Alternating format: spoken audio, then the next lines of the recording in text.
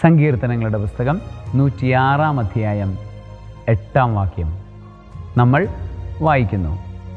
എന്നിട്ടും അവിടുന്ന് തൻ്റെ മഹാശക്തി വെളിപ്പെടുത്താൻ വേണ്ടി തൻ്റെ നാമത്തെ പ്രതി അവരെ രക്ഷിച്ചു. എന്നിട്ടും അവിടുന്ന് തൻ്റെ മഹാശക്തി വെളിപ്പെടുത്താൻ വേണ്ടി തൻ്റെ നാമത്തെ പ്രതി അവരെ രക്ഷിച്ചു. എന്നിട്ടും എന്ന് പറഞ്ഞുകൊണ്ടാണ് സങ്കീർത്തകൻ ഈ വാക്യം തുടങ്ങുന്നത്. എന്താണ് ഈ എന്നിട്ടും എന്ന് പറയുന്നത്? സങ്കീർത്തകൻ ഈ സങ്കീർത്തനത്തിൽ 106 സങ്കീർത്തനത്തിൽ തങ്ങളുടെ പിതാക്കന്മാരും പാപം ചെയ്തു, പക്ഷേ ദൈവം കരുണ കാണിച്ചു എന്നാണ് പറയുന്നത്. തൻ്റെ ചരിത്രത്തിലേക്ക്, തൻ്റെ പൂർവ്വപിതാക്കന്മാരുടെ ചരിത്രം മുതൽ ഇങ്ങനെ പറഞ്ഞ് തുടങ്ങുകയാണ്. അവരുടെ അവിശ്വസ്തത ഈജിപ്തിലേക്ക് പോയപ്പോൾ മുതലാണ് ആ അവിശ്വസ്തത തുടങ്ങിയത്. ഈജിപ്തിലായിരുന്നപ്പോൾ ദൈവത്തിൻ്റെ അത്ഭുതങ്ങൾ അവർ ഗൗനിച്ചില്ല, അറിഞ്ഞില്ല. ചെങ്കടൽ തീരത്ത് വെച്ച് ദൈവമായ കർത്താവിനോട് അവർ മത്സരിച്ചു എന്ന് സങ്കീർത്തകൻ അവരെക്കുറിച്ച് പറയുകയാണ്. എന്നാൽ പിന്നീട് അദ്ദേഹം കൂട്ടിച്ചേർക്കുന്ന കാര്യം ഇതാണ്: ഇങ്ങനെയൊക്കെയാണെങ്കിലും, അവരിങ്ങനെയൊക്കെയാണ് പ്രവർത്തിച്ചതെങ്കിലും ദൈവമായ കർത്താവ് അവരെ ഉപേക്ഷിച്ച് കളഞ്ഞില്ല.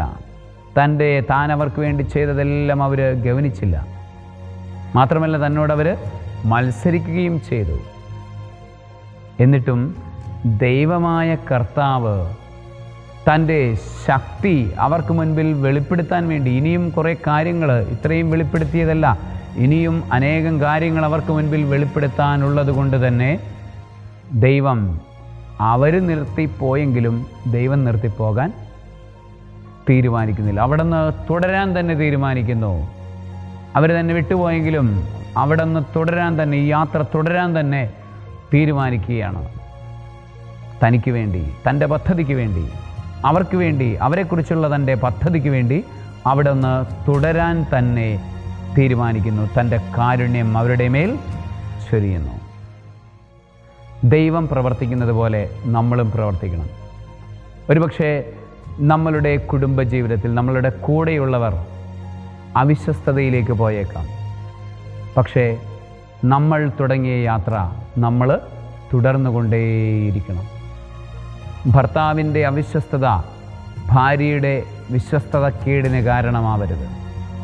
ഭാര്യയ്ക്ക് ദൈവത്തോടുള്ള അവിശ്വസ്തതയുടെ കുറവിന് അത് കാരണമാവരുത്. ഭാര്യ തൻ്റെ യാത്ര തുടർന്നുകൊണ്ടേയിരിക്കണം. ഭാര്യയുടെ അവിശ്വസ്തത ഭർത്താവിൻ്റെ വിശ്വസ്തതയുടെ കുറവിന് കാരണമാകരുത്. അവൻ തൻ്റെ യാത്ര തുടർന്നുകൊണ്ടേയിരിക്കണം. ദൈവത്തിൻ്റെ കരം പിടിച്ച് ദൈവത്തിൻ്റെ സ്വഭാവം നഷ്ടപ്പെടുത്താതെ തുടർന്നുകൊണ്ടേയിരിക്കണം. നിരന്തരം അനന്തതയോളം തുടരുന്ന ശക്തിയുടെ പേരാണ് ദൈവം. നിരന്തരം അനന്തതയോളം തുടരുന്ന പരിശുദ്ധാത്മ അഭിഷേകത്തിൻ്റെ പേരാണ് ദൈവം. ആ ദൈവത്തിലായിരിക്കുന്നവൻ, പരിശുദ്ധാത്മാവിലായിരിക്കുന്നവന് നിരന്തരം, ഒരിക്കലും നിർത്തിക്കളയാതെ നിരന്തരം കാരുണ്യത്തോടും നന്മയോടും നന്മയിൽ തുടരുന്ന ആ ശക്തി ഉണ്ടാകും. സർവശക്തനായ ദൈവം, പിതാവും പുത്രനും പരിശുദ്ധാത്മാവും നിരന്തരമായി നന്മ ചെയ്ത് തുടർന്നു കൊണ്ടുപോകാനുള്ള അഭിഷേകം കൊണ്ട് നിങ്ങളെ നിറയ്ക്കുമാറാകട്ടെ. ആമേൻ.